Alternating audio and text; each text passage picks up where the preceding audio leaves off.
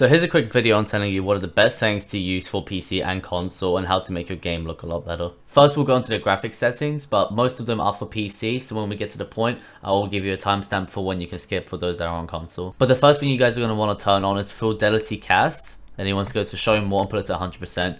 This is going to make your game look a lot sharper and a lot more clear when you're trying to shoot at people, because the visibility in this game is really not that good. So this is going to help a lot. And then obviously you want to turn off anything like depth of field, world motion blur, weapon motion blur, and film grain. You want all those to be off just to make visibility as good as possible. And I believe texture streaming is at the top of the settings for console, so you want to turn that off as well, because that's going to make your game lag a lot and it doesn't really change how the game looks at all. So definitely keep the setting up for sure. But yeah, you can now skip to this timestamp if you're on console, but if you're on PC and you want the best settings, then here you are. So you definitely want to play this game on full screen borderless. It doesn't change the FPS at all, and tapping out of the game is going to be a lot better, so I recommend full screen borderless unless you're changing the resolution. Then obviously choose your monitor that you want to use and choose your graphics card that you use. If you're on windowed full screen, you won't need to change the refresh rate because it's going to use your Windows standard refresh rate. But if you are on full screen mode, then do change it to the highest refresh rate that you have available. And for display resolution, you definitely want to keep it on the highest as well, unless you have a toaster PC, then maybe lower this, but we'll get to that later. Dynamic resolution definitely off unless you really are struggling on frames, but it's not worth it. It's better to use FSR, which we'll go over later. Aspect ratio, keep this on automatic, that's fine. VSync gameplay off, but if you want it in the menu, then you can, but I don't really see a reason to have it on the menu. And then frame rates, if you want max FPS, put it on unlimited.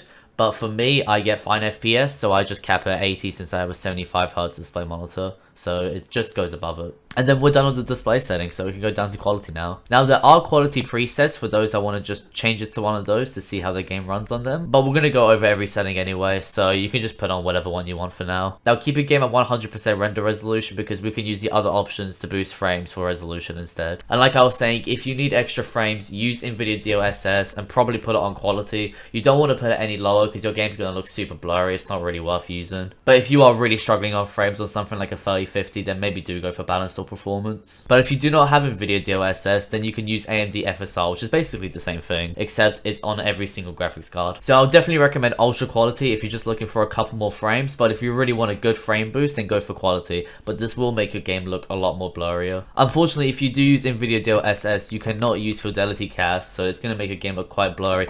But for DLSS, you can actually use NVIDIA sharpening instead, so that will make your game look just a bit better. But if you do not have any DLSS or FSR, definitely keep Fidelity Cast at 100% and on. Next you have anti-aliasing. I don't really see a difference between the two, so you can put it at whatever you want. Next we have nearby level detail. I just keep it on low. I don't think it really makes a difference. Next we have texture resolution. If you're running a card that is 4 gigs or under, definitely run it on either normal or very low or low, any of those. But if you have over 6 gigs, I would recommend high because it's not really going to affect your FPS that much, and it's going to make your game look a lot better, as you can see in the image. Next we have texture filtering. You can turn this to anything. I just have it on low. It doesn't make that much of a difference, and it does give actually good FPS, so I recommend keeping it on low. Particle quality. I know in Modern Warfare 2019 it doesn't actually change the FPS at all. I'm going to assume it's the same, so keep it on high. If you do notice a frame difference, then put it on low. But this will make stuff like Sniper Glint look a lot more clear, so I recommend keeping it on high. Then we have bullet impacts and sprays. I keep this on because I like to see the bullets. I don't think it really affects the frames. And when sprays get added into the full game, it'll be nice to see the sprays. Then shader quality, I just have it on low. Tessellation I have off. And obviously on-demand texture streaming is still off. Shadow map resolution I have on off, but you can put it higher if you're getting good FPS. Although I wouldn't really recommend very low because it's going to make your game look horrible. Spot shadow quality, keep it on low.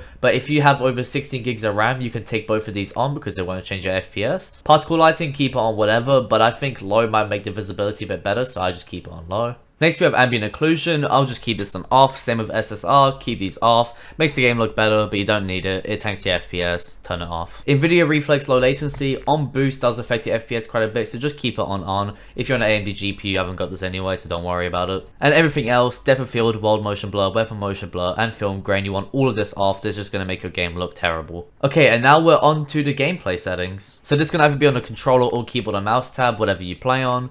And you just want to go over the gameplay right here. So for all of this, I have it the same apart from automatic sprint. I have that on automatic tactical sprint, as it makes it so when I hold W or I hold forward on the joystick, it will just sprint straight away. I always use this in Modern Warfare 2019 and it definitely was way better than having to spam the sprint button every single time I move, so I definitely recommend it. Although if you feel like the sprint to fire times are really annoying for you, you can turn this just off. So if you are here for slide cancelling, you want to turn this onto ADS, as this will make slide cancelling a hell of a lot easier than having to press more buttons to be able to do it. And I'll be going over how to slide cancel just in a sec. Now last we have audio settings. I have my audio mix on a home theater because I can hear the game the best and it sounds the best, so I definitely recommend home theater, or you can use headphones. Now your master volume completely depends on how you want it, however loud you want the game to sound on your headphones or TV, whatever you're playing on. Change it to how you want, but I definitely recommend putting down the dialogue and the music volume, as these do distract you quite a bit when you're playing. But for effects, keep this at 100%, this is basically everything else that's important, and hit marker at whatever you want.